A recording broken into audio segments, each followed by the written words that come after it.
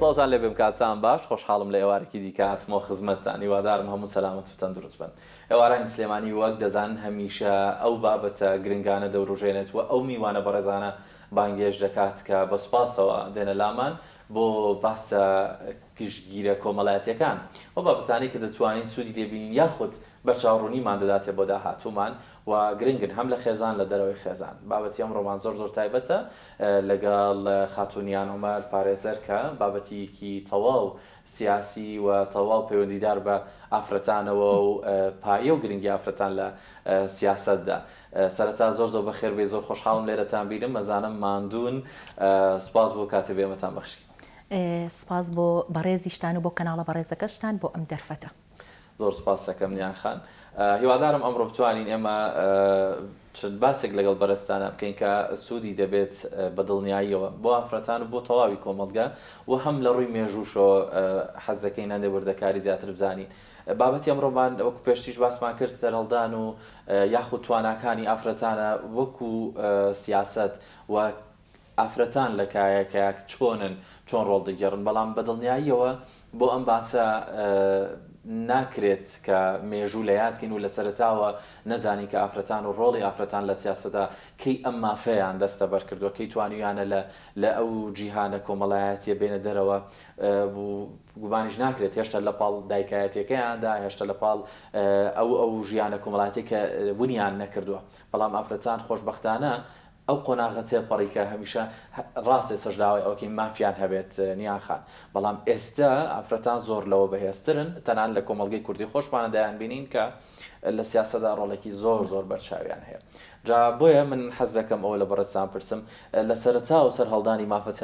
سیاسەکانی ئافرەتان چۆن بوو و ئەگەر بپرسم لە کوێش دەست پێ کرد ئەوە بەڕێزتان وەڵامی ئەومان بدەنەوە. بەڵێ. سەبارەت بە مافی بەشداری ئافرەتان لە کای سیاسی و ڕۆڵ و کاریگەریەکەیان لە کای سیاسیدا دەکرێت تیشکێک بخینە سەر مێژووی مافە سیاسیەکان و ئەم مافە مێژووی سەرهەڵدانەکەی سەرەتا دەگەڕێتەوە بۆ کۆمەڵگە ڕۆژئاواییەکان. ئەو کاتێک کە میلەتانی گەلانی ئەوروپا لە سەدەی 19 و سەدەکانی پێشتریشدا و لە سەردەمی ڕۆشنگەریدا یاساکان یاسایەکی تایبەت نەبوو سەبارەت بە مافەکانی مرۆڤ و مافی ئافرەت بە تایبەتی. یاساکان زیاتر یاسایەکی کۆمەڵایەتی بوون، پەیوەست بوون بە کاروبارەکانی خێزان وەک مافی دایکایەتی، مافی بەخێوکردنی منداڵ، مافی مۆڵکدارێتی و باج و مافی بەڕێوەبردنی کاروبارە گشتیەکانی کۆمەڵگا. یاساکان یاسایەکی وشک و دواکەوتوو بوون بە نیسبەت ئافرەتانەوە. ئافرەتان لە یاساکاندا کۆتوبەندێکی زۆر کرابوون سەبارەت بە دەور و ڕۆڵی بیرمەندان و فەیلسوفانی ئەو سەردەمەش. زیاتر فەیلسوفان لە تیۆرە فەلسەفیەکانیاندا تیشکیان خستبووە سەر ئازادی و مافە گشتیەکانی کۆمەڵگا. واتە بیرمەندان و فەیلسوفان بابەتی فرەڕە هەندیان دەنووسی لەسەر خودی مرۆڤ و پرس و کێشە گشتیەکانی کۆمەڵگا و خەڵکیان وشکار دەکردەوانێ سەبارەت بە مافی ئازادی و یەکسانی و دادپەروەری لە پێناو هێنانەدی خۆشگوزەرانی و بەختەوەری بۆ کۆمەڵگا. واتە لەسەر ئاستی بیرمەندان و تیۆرە فەلسەفیەکانیش شتەکان گشتگیر بوو بۆ کۆمەڵگا. واتە لە تیۆرەکانیاندا پرسێک نەبوو بە ناوی پرسی ئافرەتەوە و باسێک نەبوو کە بڵێ ئەم ئافرەتان مافێکیان هەیە بە ناوی مافی سیاسیەوانێ. هەر بۆیە ئافرەتانی ئەوروپی لە ژێر زوڵم و ستەمدا بوون و بەردەوام مافەکانیان پێشێل دەکرێت. بۆیە لە پێش سەدەی 19هەمەوە ئافرەتانی ئەوروپا ویستی بەشداریان لە سیاسەتدا لەلا دروست بوو و ئەتوانین بڵین بایەخدان و ئارەزووی ئافرەت بەکاری سیاسی و قوڵبوونەوەی خواستی ئافرەتان لە کای سیاسیدا دەگەڕێتەوە بۆ کۆتاییەکانی سەدەی 19هەم کە پانتاییەکی گەورەی فراوانی بەخۆبینی. هۆکارەکەشی بۆ ئەوە بوو کە بتوانن ئەو زوڵمە یاسایی کە بەسەریاندا سەپا بوو پێشتر بتوانن هەڵی بگرن. نیان خان ئەوە کاریگەری هەبوو لەسەر ئەوەی کە تەبەن ئەمە باسی مێژوو دەکەین و هەتاوەکو ئێسەش بە دڵنیایی و هەر ڕنگدانەوەی خۆی هەیە شتێک نییە بڵێن تەواو بوو بێ. جا لێرە ئەمێ پرسیاری ئەوە بکەم ئافرەتان ئەو ڕنج و خەباتە زۆریاندا بۆی کە بەشداری کایە سیاسەکان بکەن و تاکوێت و تەنانەت سەرۆکی وڵاتانمان لێبینین و زۆر پێگەی باشمان لێبینون. بەڵام هەر لە سەرەتاوە ئافرەتان تاوەکو ئێستا توانیانە ئەو سوودە وەربگرن لە بری ئەگە خۆیان لە کایە سیاسەکەیە بن باشتر دەتوانن لە حاڵی ئافرەتان تێبگەن. ئەگەر بێت و ئافرەتان بوونیان نەبێ یاخود فەراغێک هەبێ کەم بوونی ئەوان کەمتر بێت کاریگەری ڕاستەخۆ دروست دەکاتەوە لەسەر ژیان و مافەکانی ئافرەتان لە نێو کۆمەڵگەدا. بێگومان هێزی ئافرەتان هێزێکی کاریگەرە. کۆمەڵگەی ئەوروپا کە گەیشتووە بە ئەم کاتە لە پێش کۆمەڵگەکانی ترەوە پێشێلکاریان دەکرد بەرامبەر بە مافەکانی ئافرەت. ئافرەت هیچ پێگەیەکی نە لە ناو کۆمەڵگا نە لە ناو خێزاندا نەبوو لە سەدەکانی ناوەڕاست و سەدەی 70 تا 80. ئەوەی کەوای کرد کە ژنان بگەن بە تەواوی مافە سیاسی و مافە ئابووری و کۆمەڵایەتیەکانی خۆیان ئەو هێزەی ژنان بوو کە بڵێ کە هەستیان بە چەوسانەوە دەکرد. وەک وتم ژنان توانیان ئەو ڕۆڵە بگەڕن و لە ڕێگەی بەشداری سیاسیانەوە بتوانن کە پێگەی خۆیان لە ناو کۆمەڵگەدا بسەلمێنن. ئەگەر بگەڕێنەوە بۆ مێژووی سەرهەڵدانی جەنگی جیهانی یەکەم و جەنگی جیهانی دووەم لەو کاتەدا کە مرۆڤایەتی لە ئەو پەڕی ستەم و توندوتیژی و پێشێلکاریەکاندا بوو و پێشێلکاریەکان لە ئاستێکی زۆر مەتیرسیدار و نامرۆڤانە بوو. دوای کۆتایی هاتنی ئەم جەنگە کۆمەڵی ڕێکخراوی گشتینەتەوەی گرتوەکان دامەزرا کە بڕیاری ڕاگەیانی مافەکانی مرۆڤی دەرکرد و ئەم مافانە لە چوارچێوەی ماف و ئازادیە بنەڕەتیەکاندا کرانە مافێکی نێودەوڵەتی. مافەکان سەبارەت بە مافە مەدەنی و سیاسیەکان و مافە ئابووری و کۆمەڵاتی و ڕۆشنبیریەکانە. دواتر چەندین لەسەر ئاستی هەرێمایەتیش چەندین ڕێکخراوی هەرێمایەتی دروست بوو. چەندین معاهدە و پەیماننامەی نێودەوڵەتی لە نێوان دەوڵەتەکاندا لەسەر ئاستی نێودەوڵەتی و لەسەر ئاستی هەرێمایەتی بۆ پشتیوانیکردنی پەیماننامەی نەتەوەیەکگرتووەکان دروست بوو. دواتر ئەتوانین بڵین کە ڕێکخراوە ناحوکمیەکان کە بە ڕێکخراوەکانی NGO ناسراون لە سنووری ڕێکخراوی نەتەوەیەکگرتووەکاندا کاریان کرد بۆ چەسپاندنی مادە و بنەماکانی پەیماننامەی نەتەوەیەکگرتووەکان کە خۆی دەبینێتەوە لە مافە مەدەنی و سیاسیەکان و یەکێک لەو مافانەش مافی یەکسانیە لە نێوان ڕەگەزی نێر و ڕەگەزی مێدا و فراهەمکردنی مافی سیاسیە بۆ بەشداری ژنان لە کایە سیاسیەکاندا. بۆیە دەتوانین بڵین وردە وردە لەو مێژووەوە دەوڵەتانیش لەسەر ئاستی جیهان هاتنە ناو پەیماننامە و ڕێکەوتنامە هەرێمایەتی و نێودەوڵەتەکان سەبارەت بە مافەکانی مرۆڤیش. لەو کاتەدا بارزانی نەمر وەک سەرکردەیەکی شۆڕژگێر لە پاڵ شۆڕشە نیشتیمانی و نەتەوەیەکانی گەلی کووردا هاوکات وەک کەسایەتیەکی یەکسانی خواست وەک کەسایەتیەکی ئازادی خواز و ڕیفۆرم خواست. پاڵپشتی پەیماننامەی نەتەوەیەکگرتوەکانی کرد و لەسەر بنەمای دروستبوونی ئەو ڕێکخراوە نێودەوڵەتی و ڕێکخراوە هەرێمایەتیانە و ئەو پەیماننامە و معاهدە نێودەوڵەتیانەی کە بەسترا سەبارەت بە مافەکانی مرۆڤ بارزانی نەمە ڕێکخراوی یەکێتی ئافرەتانی دامەزران. کەواتە ئەتوانین بڵین دروستبوونی ڕێکخراوی یەکێتی ئافرەتان یەکەمین بەردی بناغەی بەشداری سیاسی ئافرەتانە لە کای سیاسیدا. کەواتە مێژووی بەشداری ئافرەتان لە کای سیاسیدا بەواقعی دەگەڕێتەوە بۆ ئەو سەردەمە و دەگەڕێتەوە بۆ بوونی ڕێکخراوی یەکێتی ئافرەتان کە بە ڕەسمی ڕێکخراوێک بنیاد درا بۆ ئافرەتان کە بتوانن لەوێوە بە شێوەیەکی سیستماتیک و بە شێوەیەکی پراکتیکی بە واقعیانە ژنان بتوانن بەشداری کای سیاسی بکەن و بتوانن ڕۆڵ و کاریگەریان هەبێ لە کۆمەڵگەدا. هەروەکو بینیمان کە ژنان لەو سەردەمەدا توانیان خزمەتێکی گەورە بە شۆڕشە نیشتیمانی و نەتەوەیەکان بکەن لە پاڵ خزمەتکردنی و داکۆکیکردن لە مافە ڕەواکانی خۆیان. بەڵێنیان خانکەواتە ئێمە ئەگەر بمانوێ هەڵبەتە بن پێم خۆش ڕێگە بەرەسان باسی مێژووی سەرهەڵدانی مافە سیاسەکانی ئافرەتان بکەین و زۆر دەستخۆش بێ هەر ئامانجم ئەوە بینەوە سەر بەشداریکردن و توانای ئافرەتانی کورد و لە سیاسەتی ئەمڕۆدا چۆن کار دەکەن. بەڵام ئەگەر پێش و پرسیاری ئەوە لێ بکەم ئایا گرنگە یاخود کاریگەری دەبێت لەسەرەوەی کە بزانین لەسەر ئاسی ڕۆژهەڵاتی ناوەڕاست ئافرەتان لە چ خاڵێکدان لە سیاسەتدا یاخود ئەوان بە ئاسانی گەیشتوونەتە ئەوەی بەژاری سیاسی بکەن وەکو چۆن ئێمەی کورد پێش ئەوەی قەوارەیەکی سربەخۆشمان هەبێ وەکو بەڕێز لەسا ئاماژت پێدا سەرکردەی ئێمە بیری لەوە کردوەوە کە چۆن پشگیری ئەو خاڵبەندیانە بکات کە لەسەر ئاسی هەموو جیهانە و بۆ یەکسانی ئافرەتان و بەشداریکردنیان هەڵبەتە ئەمە خاڵێکی زۆر گرنگە بۆ مێژوش هەمیشە دەمێنێتەوە لە کاتێکا کە لەسەر ئاسی وڵاتانی جیهان هەموو دەبینین دواتر ئافرەتان کۆمەڵێک هەوڵ و باندوبوونی زۆریان داوە لە نێو قەوارە سیاسەکانی خۆیاندا بۆی مافی خۆیان بەدەست بێنن ئێمە کاتێک کە کورد هێشتا قەوارەی سیاسی زەربەخۆی خۆی نەبووە جا بۆی حەزەکەم ئەمە بەڕێزت بەم تەسەسولە پێمان بڵێیتەوە لەسەر ئاسی ڕۆژهەڵاتی ناوەڕاست چۆن گوزەراوە تاوەکو دێتە هەرێمی کوردستان بەڕاستی جێی خۆیەتی ئەبێ ئێمەدان بەو حەقیقەت و بەو ڕاستیە مێژوویەدا بنین کە دوای ئەوەی کە پەیماننامەی نەتەوەی گرتوەکان بۆ مافەکانی مرۆڤ دەرچوو وڵاتانی ئەوروپا لەسەر ئاستێکی باڵا پشگیریان لەم پەیماننامەیە کرد کە تایبەت بوو بە فراهەمکردنی ماف و ئازادی بنەڕەتیەکانی مرۆڤ و بەڵام گەورەترین گرفتی ڕێکخراوی نەتەوەی گرتوەکان ئەوە بوو کە وڵاتە دواکەوتوەکان و وڵاتانی جیهانی سێم بوو کە زۆربیان دەکەونە ڕۆژهەڵاتی ناوەڕاستەوە کەواتە دروستبوونی ڕێکخراوە ناحکومیەکان و ڕۆڵ و کاریگەری ئەمان لە بواری مافەکانی مرۆڤ جەختی لەسەر کرایەوە لەسەر وڵاتانی جیهانی سێم و وڵاتە دواکەوتوەکان و ئەو کاتەش وڵاتانی کۆمۆنیستی وڵاتە بۆ نمونە ئەو وڵاتانی کە لە ژێر ئینتیدابی داگیرکاریدا بوون و پێشێلکاریەکی زۆر سەبارەت بە مافەکانی مرۆڤ هەبوو بەڵام لە ناو هەموو وڵاتانی شەرقی ئەوسەت و لە ناو وڵاتە دواکەوتوەکانی ڕۆژهەڵاتی ناوەڕاستدا ئەبینی میلەتێکەیە کە ئەو کاتە میلەتی کورد بوو بێ ئەوەی خاوەنی کیانێکی سیاسی بێت بێ ئەوەی خاوەنی دامەزراوەی یاسایی و دەستوری و حکومی خۆی بێت و بێ ئەوەی کە خاوەنی قەوارەیەکی بەڕێوەبردن بێت ئەبینی سەرکردەیەکی نیشتیمانی لەپاڵ ئەوەی کە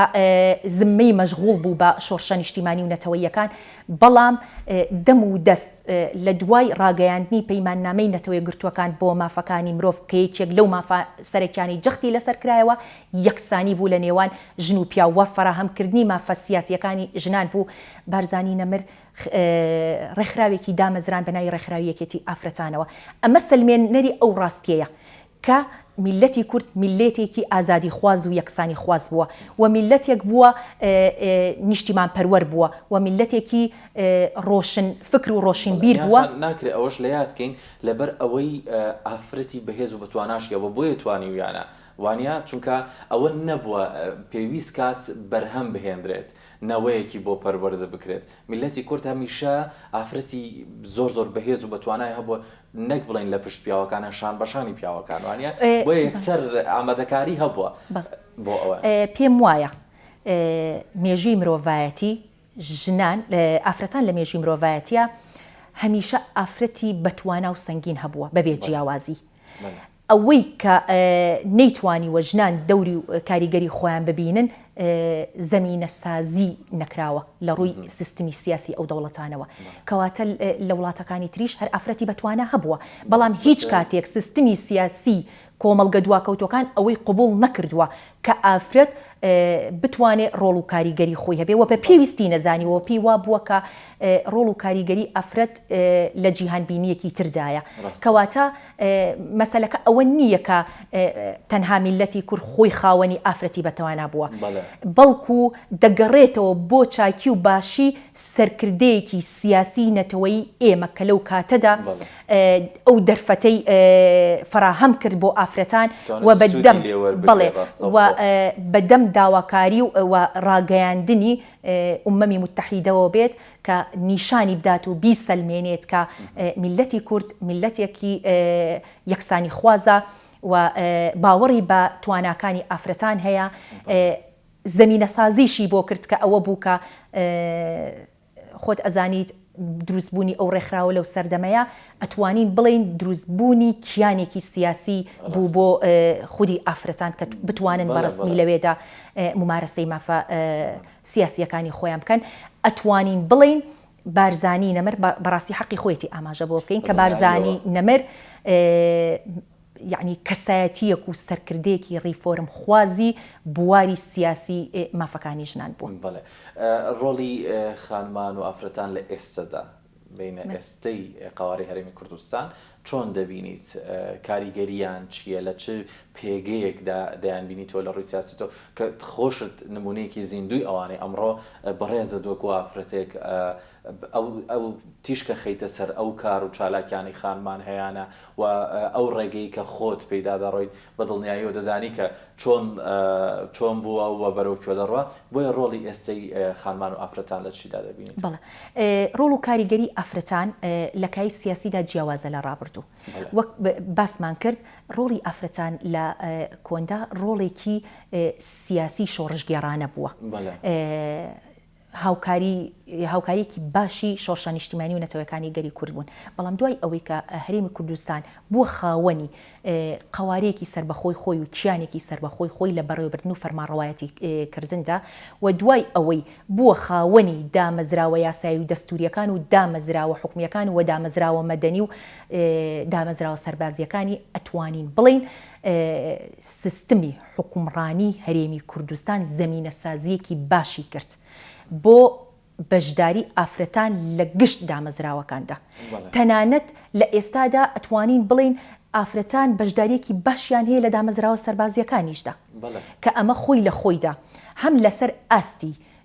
یاسا نیشتیمانیەکان هەم لەسەر ئاستی سیستمی سیاسی حکومڕانی هەرێمی کوردستان هەم لەسەر ئاستی بنەما و بنچینە دەستوریەکانی ساڵی 2005 تواندراوە زەمینە سازی بکرێ بۆ بەشداری ئافرەتان لە کای سیاسیدا. ئەوەی ماوەتەوانێ ئافرەتان توانەکانی ئافرەتان خۆیانە چۆن بتوانن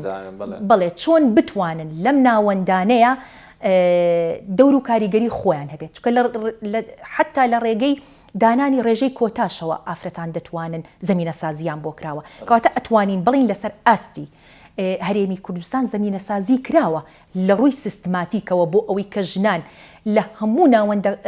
سیاسی و ناوەندە حکومیەکاندا حوزور و وجودی خۆیان هەبێت. بەڵام دەبێت ژنان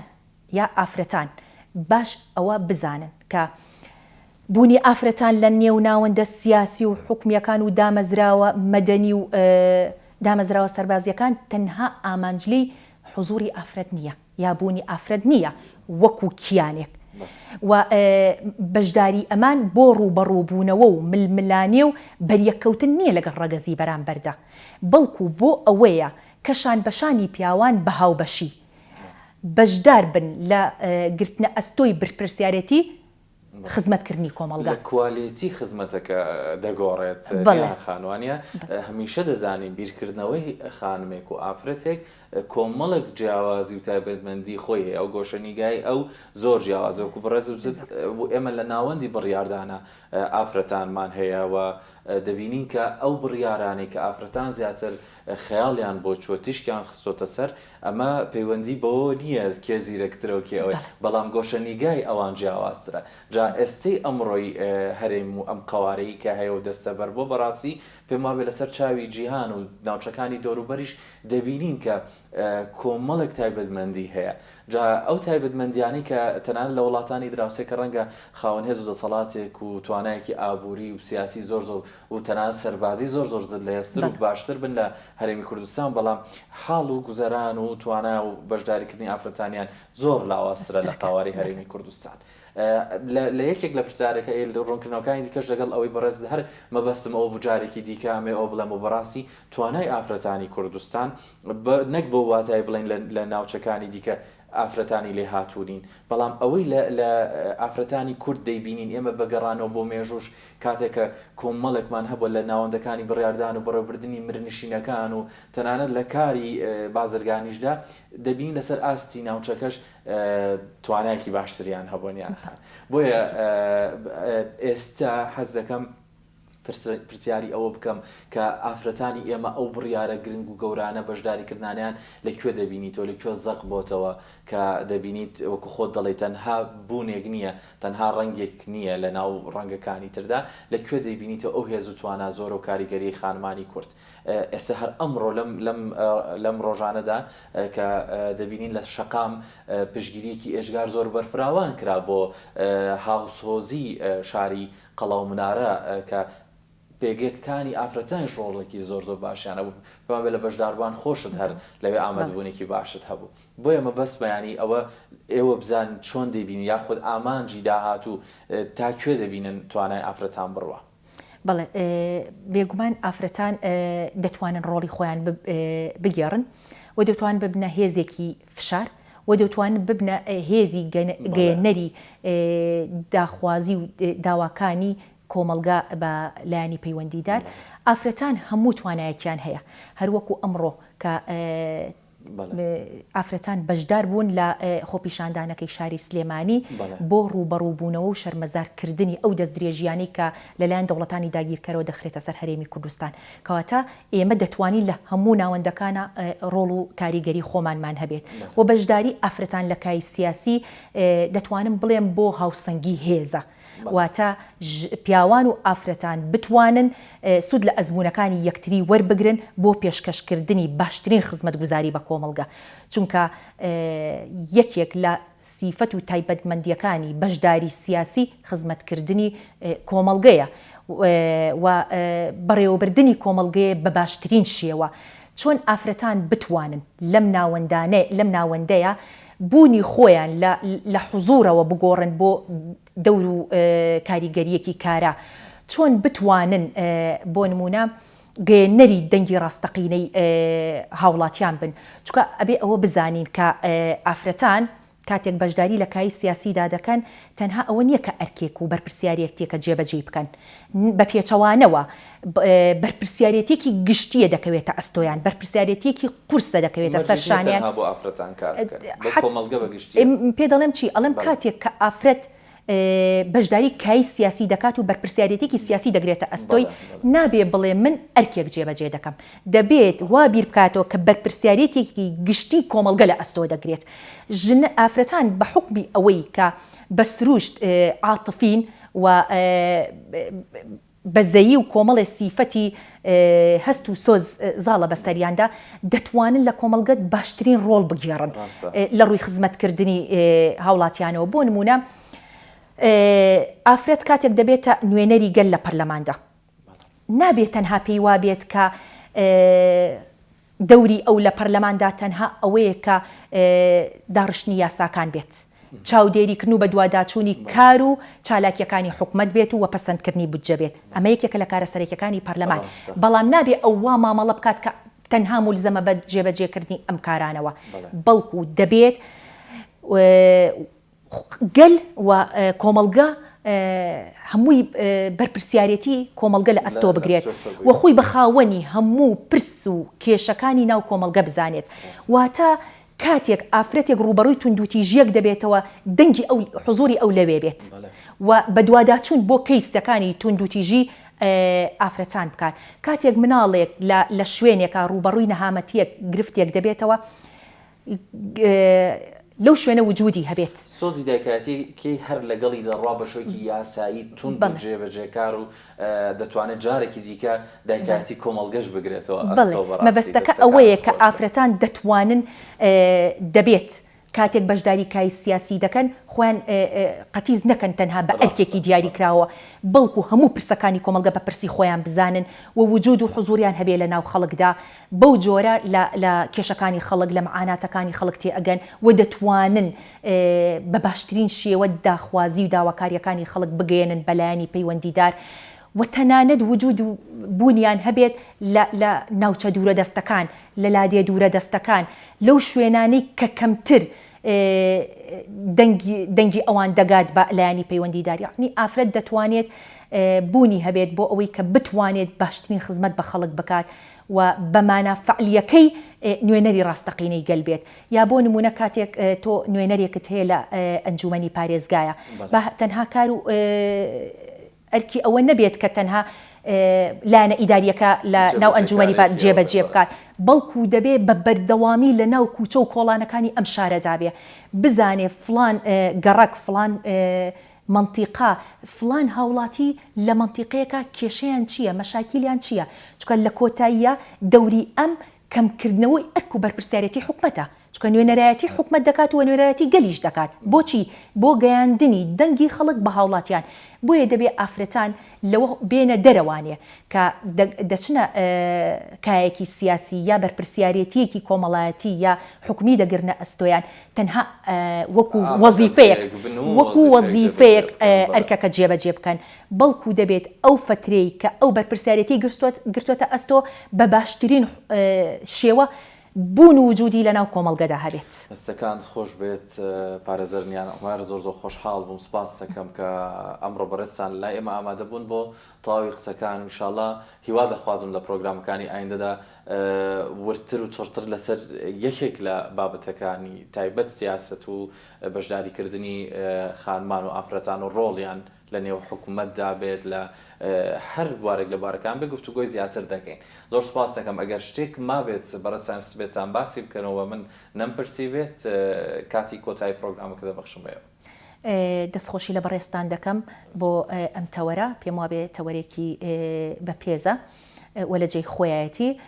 بە پێویستی دەزانم ئەمڕۆ خۆتان ئاگادارن کە وەک هاوڵاتیانی شاری سلێمانی ئێمە بەشداریمان کرد لە خۆپیشاندانێکی مەدەنیانە کە لەسەر ڕاستپاردەی ڕێکخراوەکانی کۆمەڵگەی مەدەنی بڵاو کرابووەوانێ بۆ شەرمەزارکردنی ئەو دەستدرێژیانی کە دەکرێتە سەر هەرێمی کوردستان و داواکارین لە کۆمەڵگەی نێودەوڵەتی کە لەسەر ئەستی نێودەوڵەتی و لەسەر ئەستی هەرێمایەتی بێنە جواب لەسەر میلەتی کورد چکە میلەتێکی زوڵم لێکراوە میلەتێکی ئاشتی خوازەوە میلەتێکی نەتەوە نیشتیمانیە و لە خاکەکەی خۆیدا بەبێ کێشە دەیەوێ بژی بۆیە دەستدرێژیکردنە سەر مافی سیڤیلی هاوڵاتیان لەگەڵ ئەوەی کە دەستدرێژیە بۆ سەر سەروەت و بۆ سەر سیادە و سەروەری هەرێمی کوردستان و دەوڵەتی عراقی دەستدرێژیکردنیشە و پێشێلکردنی پرینسیپەکانی کۆمەڵگەی نێودەوڵەتیە و پێشێلکردنی ماف و ئازادیەکانی ڕێکخراوی نەتەوەی گرتوەکانە کە لەسەر ئەستی جیهانی ئیلتیزام کراوە لەسەر دەوڵەتان و پێشێلکردنی یاسای نێودەوڵەتیە داواکارین کە لەسەر ئەستی نێودەوڵەتی لێپرسینەوەی یاسایی لە دەوڵەتانی دەستدرێژی کار و داگیرکار بکرێت. سپاس بۆ بەڕێزیشتان هەموو دەگما دەخێنە پاڵدەنگی تۆ تەواوی خۆپیشاندەران و هەموو پێکەوە بەدڵنیاییەوە بەبێ شارچێتی بەبێ جیاکاری لە هەرجێکی کوردستان خەمێک هەبێ دەستدرێژیەک هەبێ بەڕاستی دەستدرێژیکردنە سەر تەواوی قەواری هەرێمی کوردستان و تەواوی کوردستان هیواداری کە لەسەر ئاستی نێودەوڵەتی بێنەنجام. جارێکی تر سپاس دەکەم پارێزەر خاتونیان عومەر بۆ ئامادەبوونت هیوادارم کە پرۆگرامەکەش بە دڵی بینەران و ویسەرانمان بۆ بێ لە کەناڵی سلێمانی هەرشار.